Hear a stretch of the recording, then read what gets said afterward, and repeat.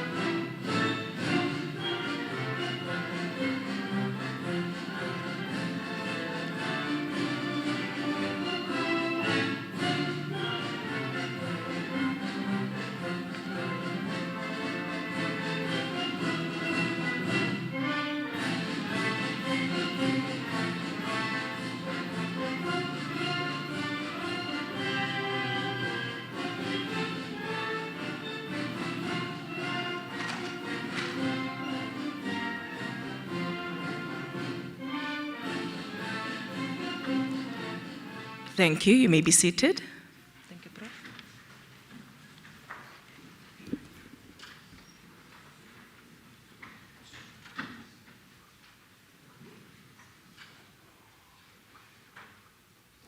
Good evening, colleagues, students, friends. My name is Professor Stella Viljoen. I'm the Vice Dean of Research in the Faculty of Arts and Social Sciences, and it is my very great privilege to welcome you to the inaugural lecture of Professor Philip Bosman. In particular, I'd like to welcome Professor Duresh Ramjagannath, Rector and Vice Chancellor of Stellenbosch University, Dr. Ronel Retief, our Registrar, Professor Taryn Bernard, Vice Dean, Teaching and Learning in the Faculty of Arts and Social Sciences, Emerita Professor Annemarie Kotze from Ancient Studies, Emeritus Professor Isaac Cornelius, also from Ancient Studies, Professor Marius Nell from the Department of Old and New Testament, Professor Jeremy Punt, also from Old and New Testament, Professor Ernst Conradi from the University of Western Cape's Department of Religion and Theology, Professor Roman Roth from the School of Languages and Literatures at UCT, Professor David Wardle, also from the School of Languages and Literatures at UCT, and Dr. Samantha Masters, Departmental Chair at Ancient Studies. Welcome to all of you.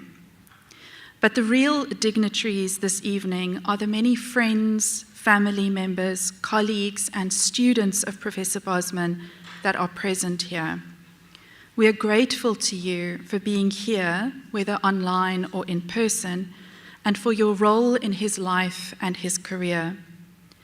Inaugural lectures hold a unique place in university life.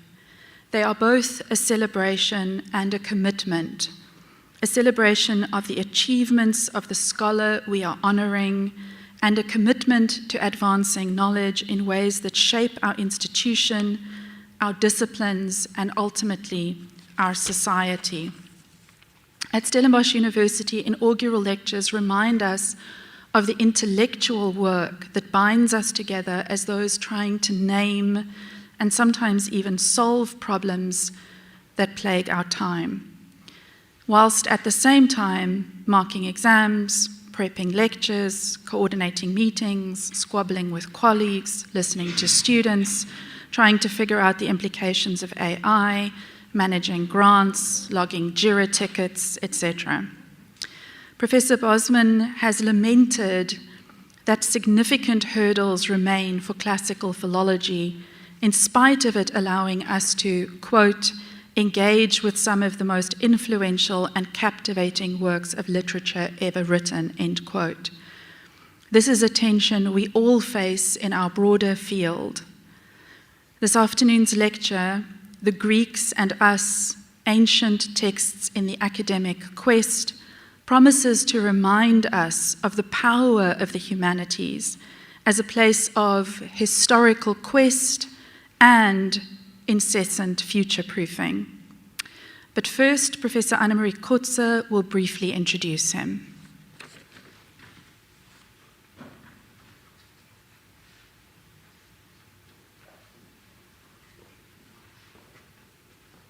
Stella. Professor Ramjugannath, our Rector and Vice-Chancellor, members of the academic procession, all esteemed colleagues. Okay, am I missing the microphone? Thank you. Okay, does that help? That was just the initial address. Let me draw your attention to the fact that this inaugural lecture today by no means marks the beginning of a professorial career.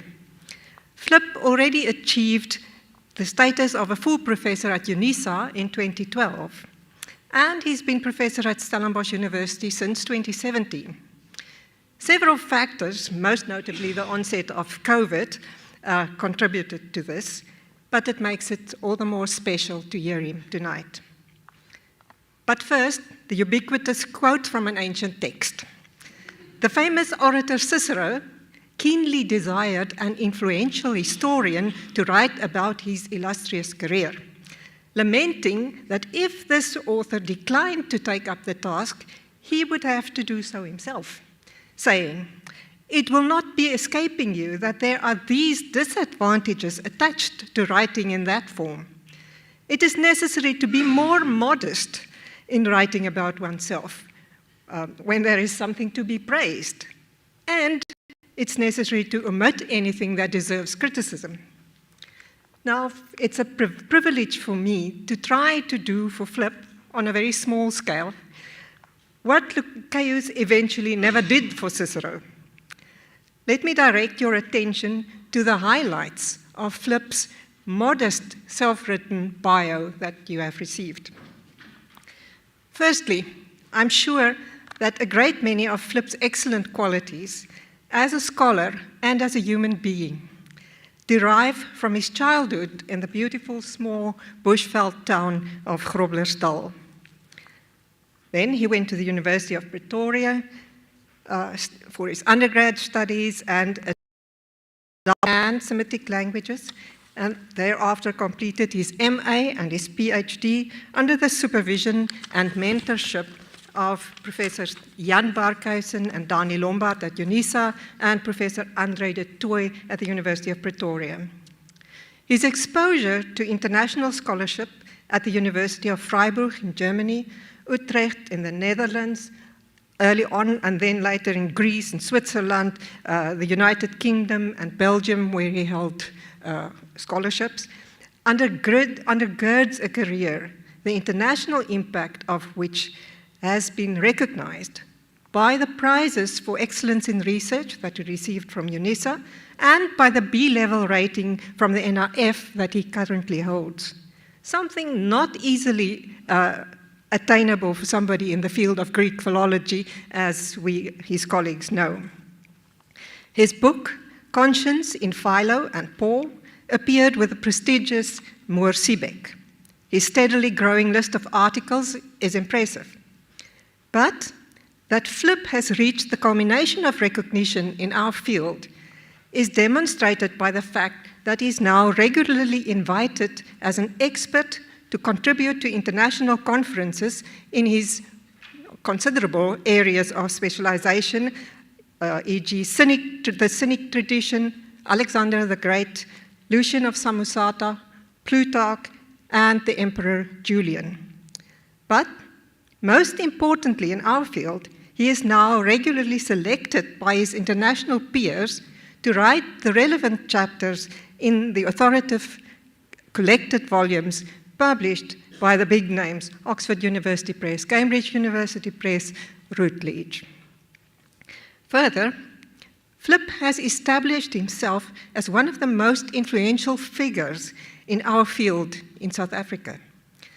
This derives, in my opinion, from his ability to formulate conference topics that allow local and international academics to address what he calls, in the abstract of his paper, the tension of balancing contextual relevance with contribution to the global academic discourse. He's known in South Africa and internationally, very widely, for his expert organization of conferences, where the members where the numbers of local scholars are usually equaled by the numbers of international participants. To illustrate my point about his ability to show the relevance of ancient situations for modern concerns, I end by quoting two of the titles of the volumes emerging from these conferences. There are many more and no time. One, Ancient Roots to Happiness, 2017. Another, Intellectual and Empire in Greco-Roman Antiquity, 2019. The same characteristic is discernible in the title of a joint research project with the universities of the Western Cape and Ghent, and on which Stellenbosch very soon will be hosting a conference under Flip's expert hand with the title Responsive Government and Population Wellbeing in Late Antiquity. I rest my case. Please join me in welcoming Professor Philippus Rudolf Bosman to deliver his inaugural lecture.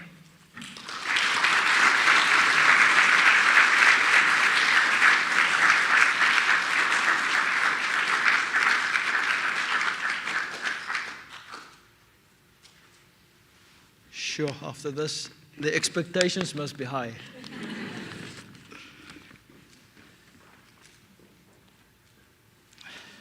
Right, thanks. Dear esteemed guests, Vice-Chancellor, Vice-Dean, colleagues, family, and friends. I am grateful to everyone who've made this afternoon a reality. All of you attending, also all of you who cannot be here physically, thank you for your support. A special thanks to Mr. Jonathan Dale Blankenberg and his dedicated team who had to prompt me all the way, and the kind words spoken by Professor Annemarie Kotze. I feel honored as well as a little daunted by the occasion.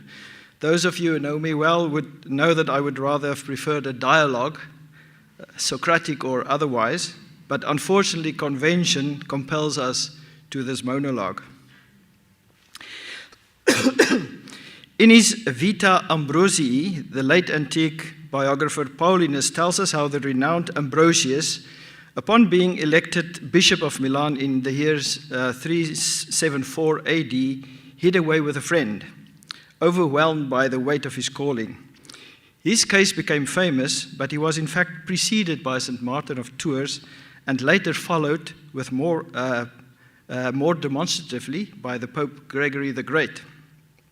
This signal of reluctance, rooted in a sense of unworthiness before so high an office, developed into a familiar trope, the tradition of nolo episcopari, I do not want to be made a bishop. Yet the trope was not confined to churchmen. 2 decades earlier, the Emperor Julian had openly declared himself ill-equipped to be Caesar, though in his case, this claim served to suggest the will of the gods.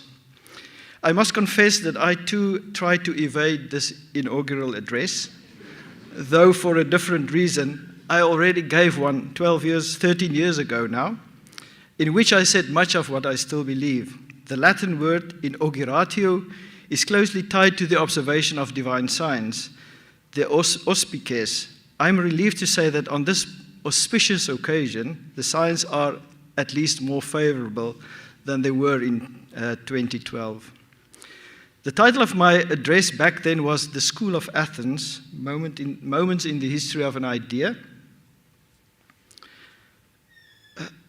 in which I traced the idea from Thucydides through Raphael to John Henry Newman in order to reflect on the still vexing question, what are universities for? Little has changed in the 13 years since, except that I now work at a different institution. I still find myself drawn to Pericles' compelling defense of democracy, to Raphael's vision of higher learning, and to Newman's idea of the university. Since I have a new audience now, apart from Dr. Bosman here and my 2 children, Frederick and Alexander, and Frederick, it's his birthday today, congratulations. I would like to begin by recapping the earlier speech, but this time stating more explicitly what I consider worth emphasizing now. Think of it as a school of Athens 2, or perhaps back to school in Athens. Like many of you, I fell in love with the idea of the university many years ago, and the flame still burns brightly. The first mention of Athens as a school of sorts comes from Thucydides' magisterial account of the Peloponnesian War, which began in the year 431 BC. In this famous funeral oration, Thucydides sets democratic Athens against its great rival, the militaristic state of Sparta. Through the voice of Pericles, he presents Athens' constitution and its effects on its citizens as a model for all of Greece, an open, free society that enables its people to reach their full potential. Yet Thucydides himself is more skeptical. He immediately subverts this glowing vision by describing the devastating plague that struck the city. Worse still, Athens grew increasingly tyrannical, made disastrous decisions, and ultimately lost the war to the disciplined but oppressive Spartans. Although the flower of ancient democracy was finally cut down a century later, its fragrance endured. In our own age, it has become the model of the most successful states in terms of freedom and quality of life. The ancients believed that the state's constitution shapes the character of its citizens. Many of us hope that our own country might achieve the same, perhaps even become the school of the world, or at least of Africa. Perhaps it still can, but yet perhaps we should have taken more seriously Thucydides' warning that in the end it is the hardwired impulses of human nature, fear, glory, and self-interest that drive the fate of states, all too often in a grimly predictable fashion. My next stop was Renaissance Rome, newly enriched with Greek manuscripts that had poured into the West after the fall of Constantinople in 1453. In this setting, Raphael painted his iconic fresco, commissioned by Pope Julius II in the year 1508, later known as the School of Athens. It is an elegant, idealized portrayal of intellectual life. Conversing, reading, explaining, listening. At its center, set against a clear blue sky, stand the towering figures of Plato and Aristotle, the one pointing upwards towards the divine, the other one gesturing sideways to the world around. Around them, the 25-year-old Raphael arranged with characteristic ease a symbolic totality of ancient thought. Philosophers, mathematicians, and scientists grouped broadly on the side of either Plato or Aristotle, with the cynic Diogenes of Sinope reclining in the middle, his body doing the talking, as usual. The painting overflows with detail worth exploring, but what matters for our purposes tonight is Raphael's vision of higher learning. His School of Athens depicts a serene world of the intellect, a space of free and open inquiry. Pericles' Athens is here transfigured into the idea of the university, a harmonious and inclusive environment of learning. This legacy of Athens as the mental model of intellectual inquiry shaped the ideal of higher education for centuries, with the great thinkers of Greece forming the backbone of the curriculum. Of course, we must be critical of what is missing, not the least the complete absence of women. Yet, much like a Platonic form, Raphael's image endures as a simple visual reminder of what universities are meant to be, especially when the modern institution threatens to overwhelm us with its complexity. Modern universities, however, have more often preferred to take Rome rather than Athens as their model. In Roman history, the Senate had a shifting role. First, a mere advisory body under the kings, then during the Republic, the backbone of the state, and finally, under the emperors, reduced again to a largely ceremonial, rubber-stamping institution. Professor Ramjugarnath, if we cannot return to Athens, then perhaps we should at least try to find ways of recovering something of Republican Rome. My next stop was the figure of John Henry Newman and his distinctive vision of what universities are for. Cardinal Newman was tasked by the Catholic Church in Ireland with establishing a university for that country's economically deprived citizens. Out of this project came what is still perhaps the most influential work on the subject, The Idea of the University, Defined and Illustrated, published in 1852. Newman's goal for the new institution is one that should resonate with us here in South Africa. It was to provide Irish students, historically, and I quote, robbed, oppressed, and thrust aside, with the same kind of academic education long reserved for the privileged students of Oxford and Cambridge. For Newman, the university exists to cultivate the intellect. The knowledge produced here, he insisted, must not be enslaved to immediate usefulness. It is knowledge for its own sake. Its value lies in what it does to the mind, its health, its enlargement, its illumination. As he famously put it, knowledge is valuable for what its very presence in us does, for the manner of habit, even though it be turned into no further account, nor subserve any direct end. He believed university students should emerge with a particular stance towards all subject matter, with a courtesy, a propriety, a polish of word and action, with freedom, equitableness, calmness, moderation, and wisdom, with the force, the steadiness, the comprehensiveness, and the versatility of intellect, the command over our powers, the instinctive just estimate of things as they pass before us. And it rolls on like that for a good part of the book. Such an education, he claimed, produces citizens who can raise the intellectual tone of society, cultivate the public mind, and purify the national taste.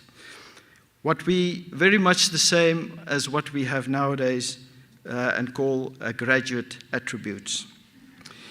Yet Newman's ideal was soon overshadowed by the demand for more utilitarian forms of education. It did, however, survive in practice, especially in the United States, in the shape of the liberal arts degree as the foundation for further study. In our own post-colonial colony, where employers often struggle to recognize the skills formed by rigorous humanities education, much work remains to be done. In the second part of my address, I will turn more narrowly to the field to which I have devoted more than 3 decades, the study of ancient Greek texts. Much of what I say will also apply more broadly to the study of antiquity in all its varied and rich manifestations. It seems to me there is considerable misunderstanding about what we see as our task and what we truly have to offer. Since Newman's time, the humanities have grown into independent disciplines: sociology, psychology, political science, history, and the various literatures. Yet the study of antiquity long retained a central place in the humanities, carried by powerful currents in Europe and America.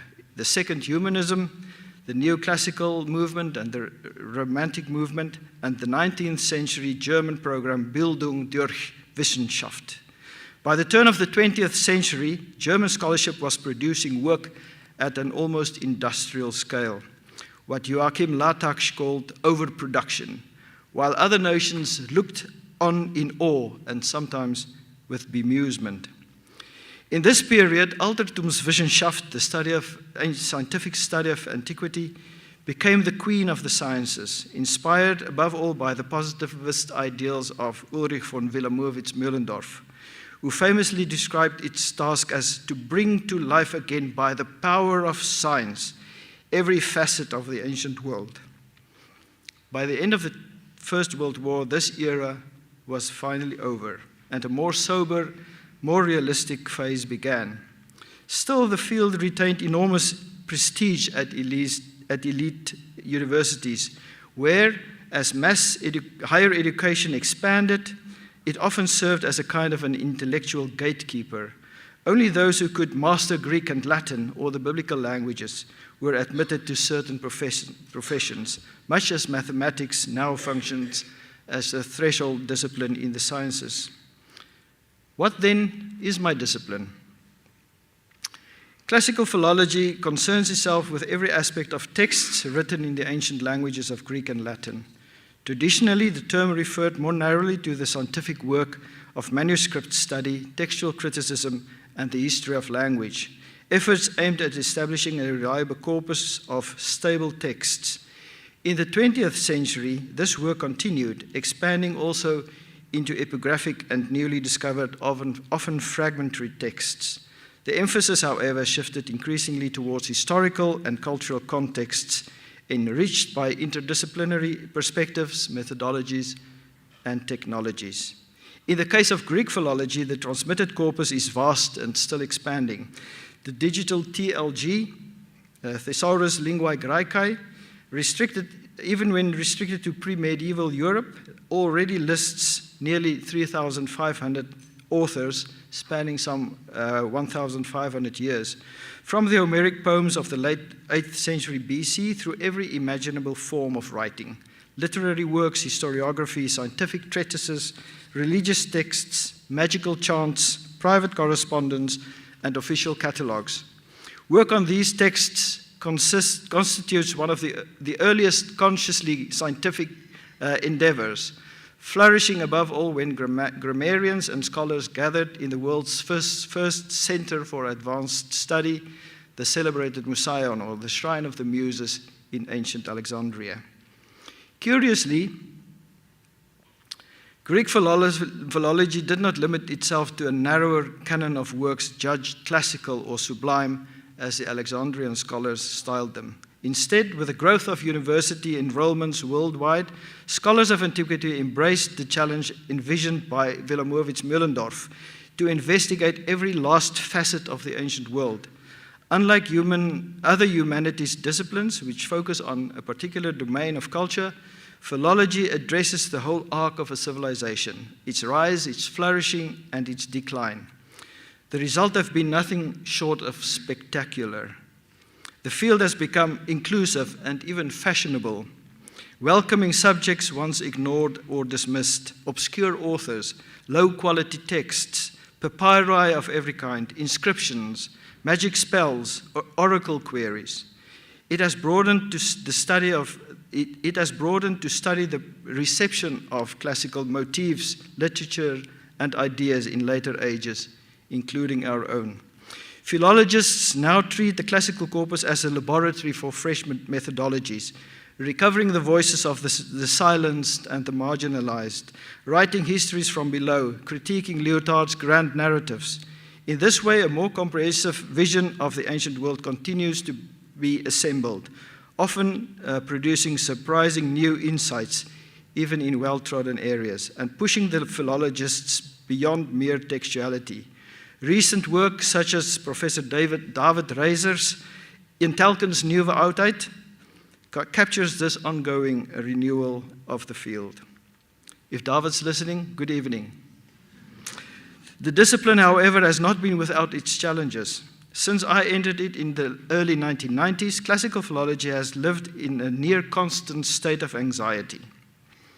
In South Africa, by far the greatest setback has been the abolition of Latin as a requirement for law, which triggered the long decline in departmental strength. The damage was managed, though at a cost, by reducing the role of the original languages in the study of ancient texts, a strategy whose consequences have been felt most acutely at postgraduate level.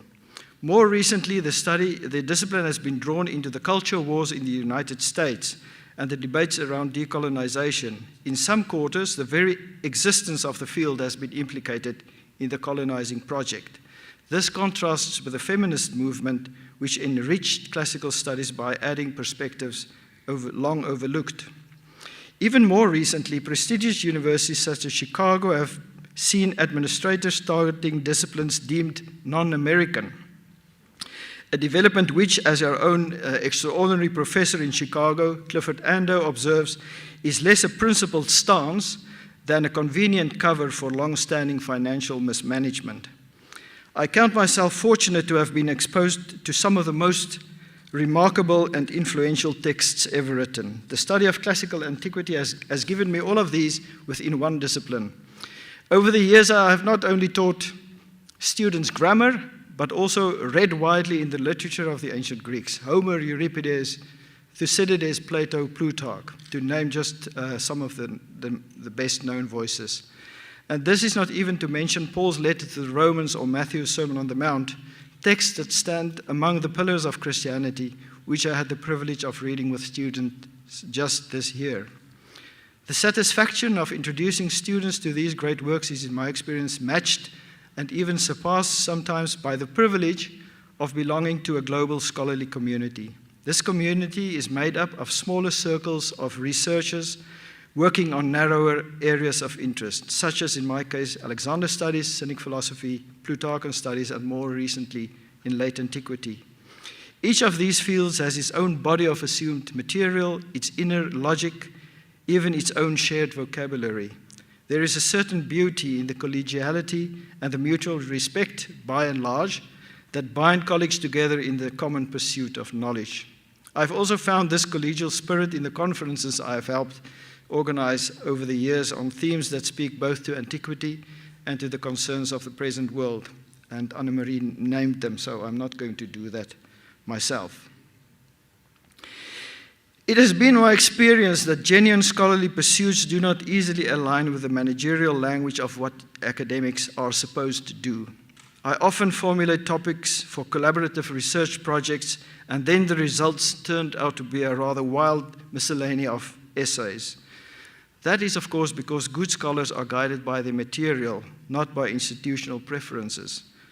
Reading our own university's research and innovation blueprint with its 5 carefully formulated strategic research areas, beautiful as they are, can be an alienating experience. It lays bare the wide gap between what is expected of us and what we actually do. As an example, I briefly survey a current project concerning the early and most contemporary sources on Alexander the Great. At first sight, this is primarily a contribution to history, but it's one in which the sources themselves are the central problem. Everybody knows something about Alexander III of Macedon and the legacy he left in spreading Greek culture and language far beyond their original borders. Less well known is the fact that the major surviving accounts of Alexander were written some 4 centuries after his death. And for those of you who don't know, 4 centuries in antiquity were just as long as they are nowadays. The situation is not entirely hopeless.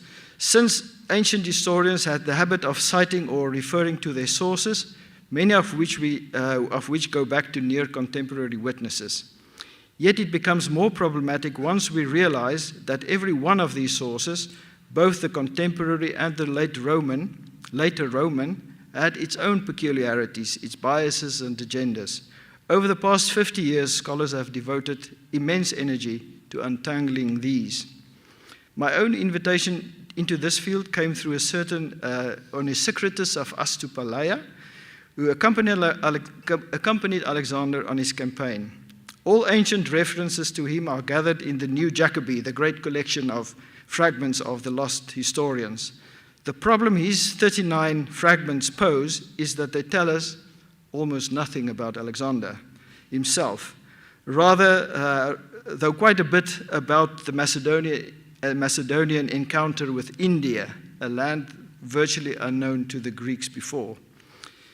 Onesicritus reports fabulous things, often exaggerated to the point of incredibility, which earned him, even in antiquity, the uncomfortable title of the chief pilot of lies.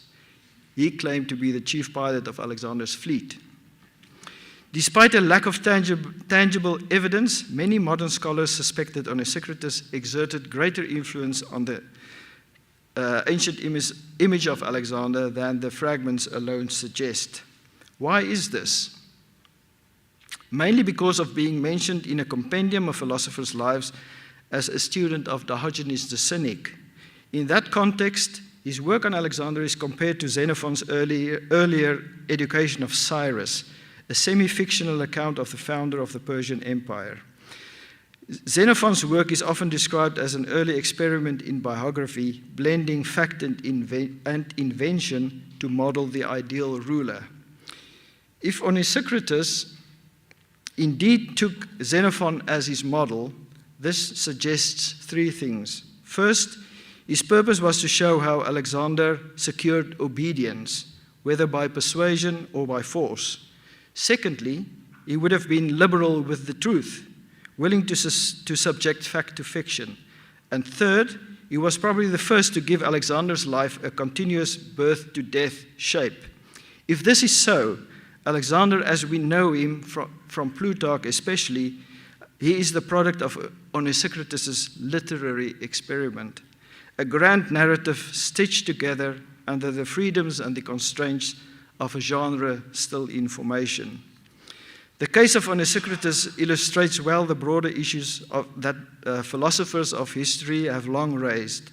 Jean-François Lyotard's caution about grand narratives, Hayden White's reflections on the narrativity of history writing, or Fernand Braudel's reminder of the longue durée that underlies all events. Not everyone needs to wrestle with the fragments of Alexander's historians to recognize how precarious historical constructions are. But what I hope to convey to my students is precisely this. All history may be and should be scrutinized anew.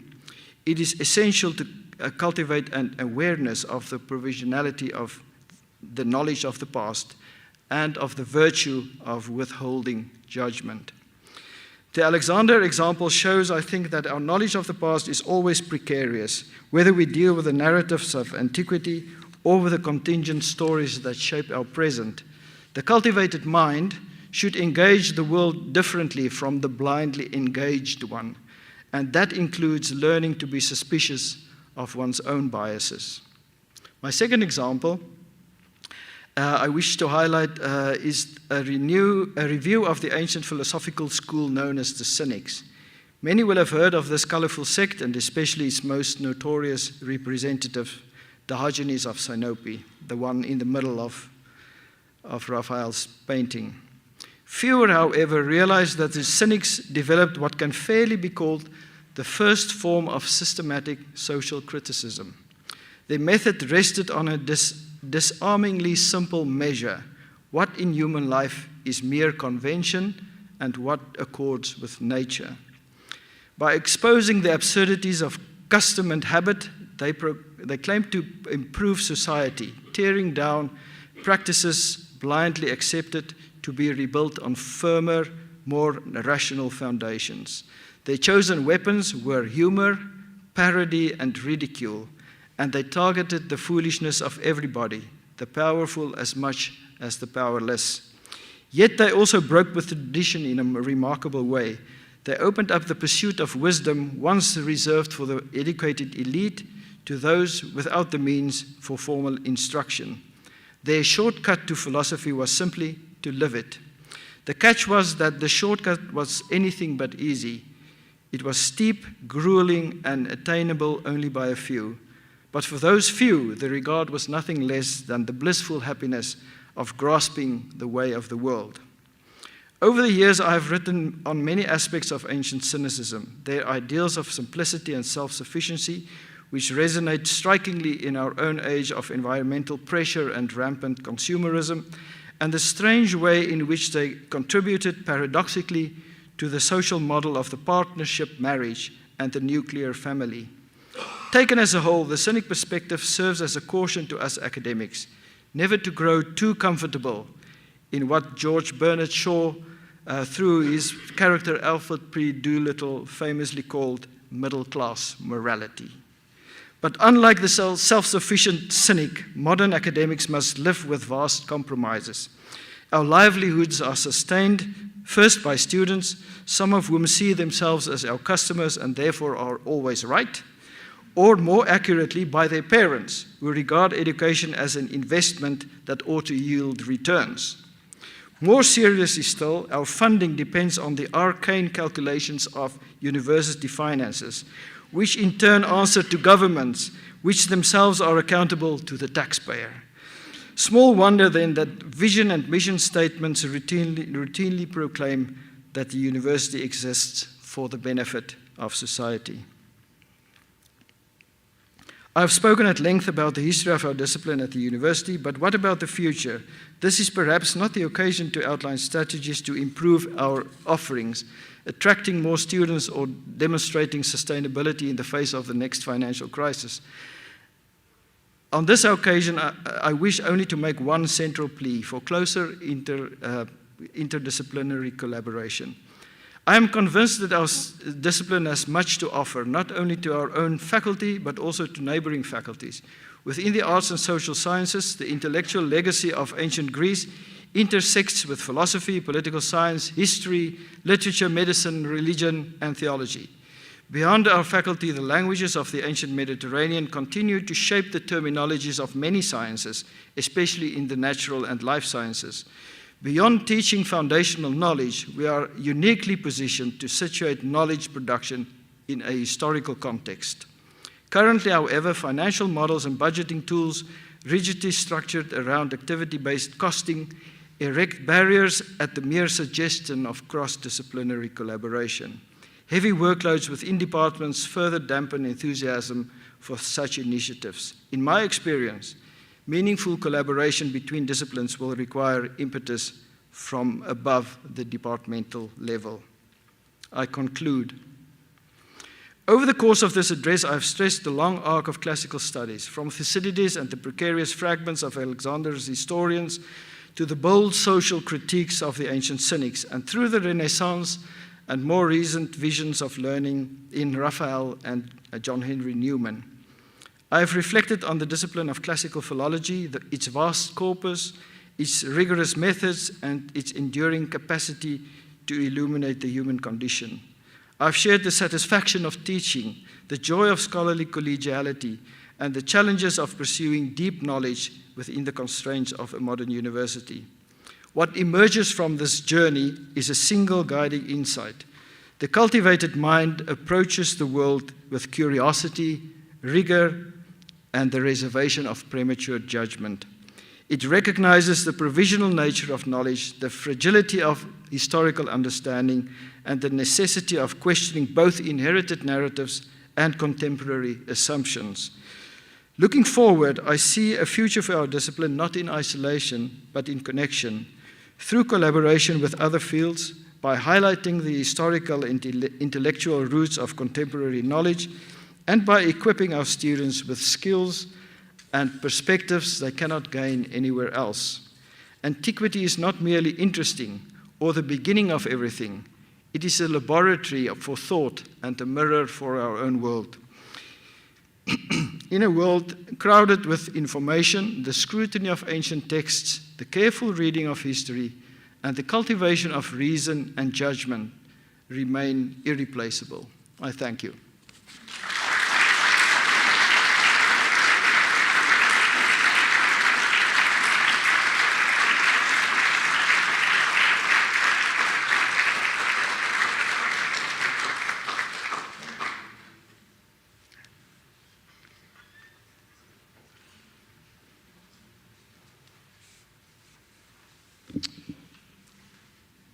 Thank you very much, Professor Bosman, for that fantastic lecture. I have to say you didn't hold back one bit on critiquing the modern university.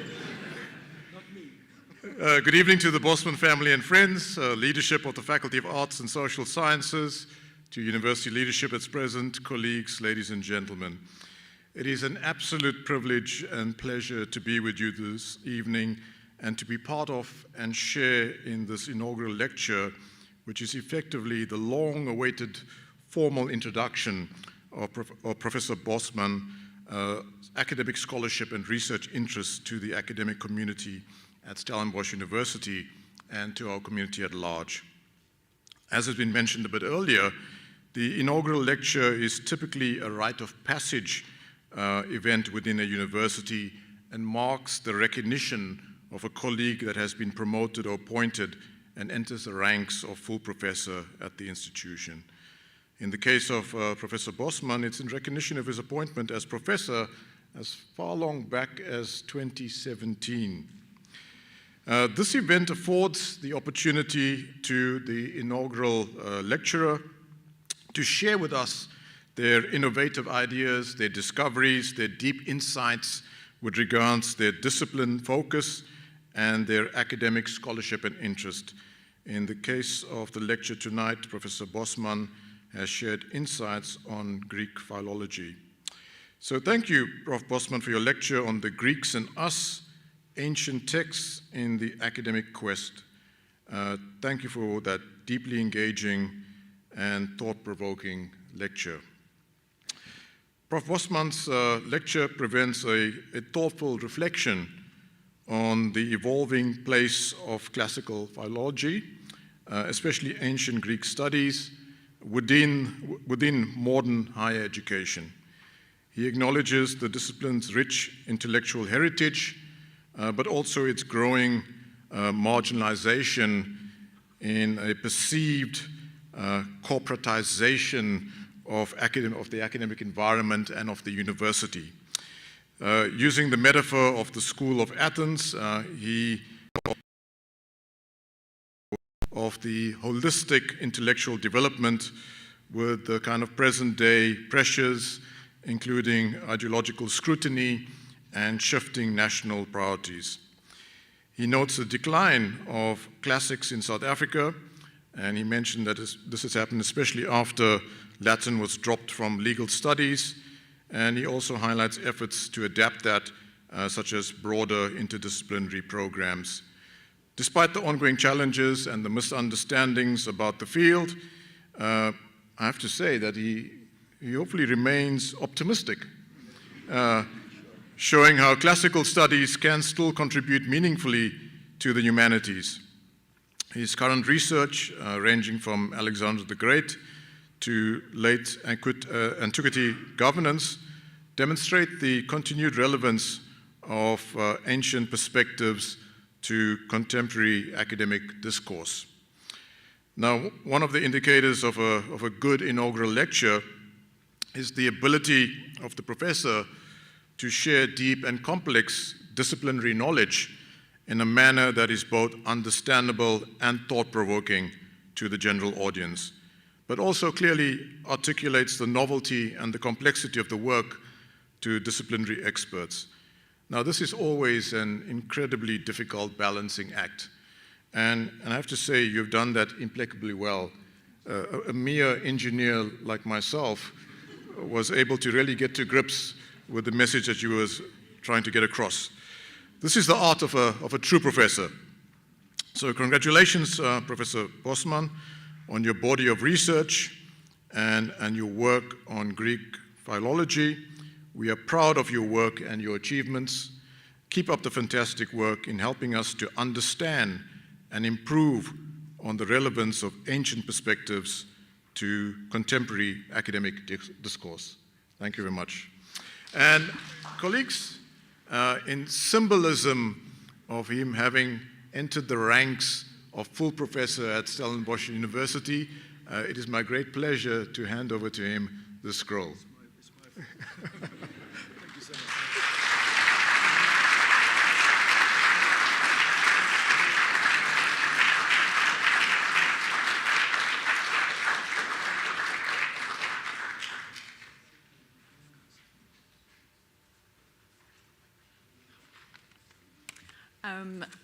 Good evening, everybody. It is my great pleasure to now say a vote of thanks. I am Samantha Masters. I'm the chair of the Department of Ancient Studies. And I, first of all, would like to thank Flip for a splendid inaugural lecture that has showcased the excellent work that Flip does. We really do appreciate you in the department. You really are a stalwart of the department, and you have served the university very generously in various capacities, in leadership roles, on various committees, for example, so the list goes on.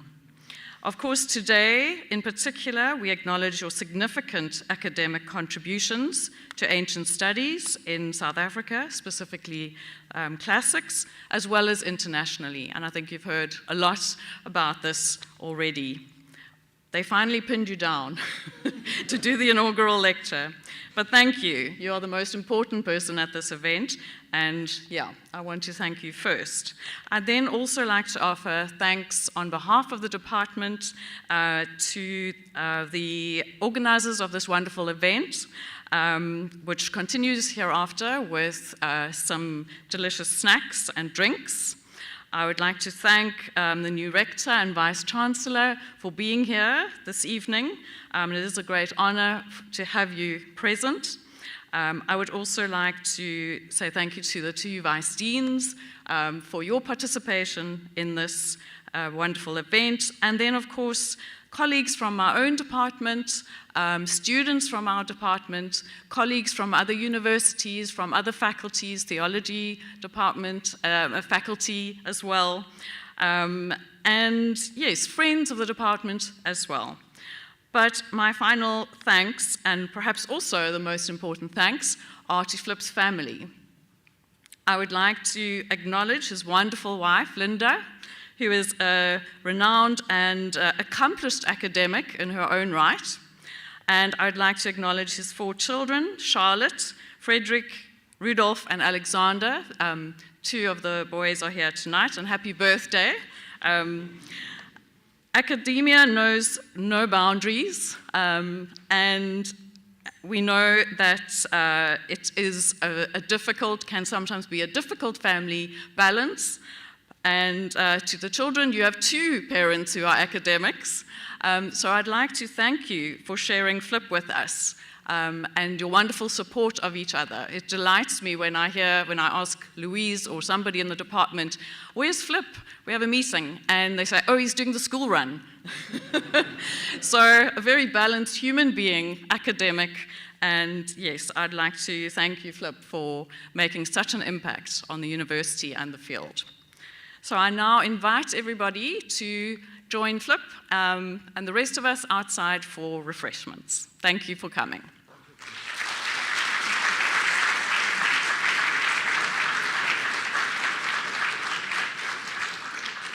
Thank you, Dr. Masters. May I please ask you to stand as the procession leaves the venue?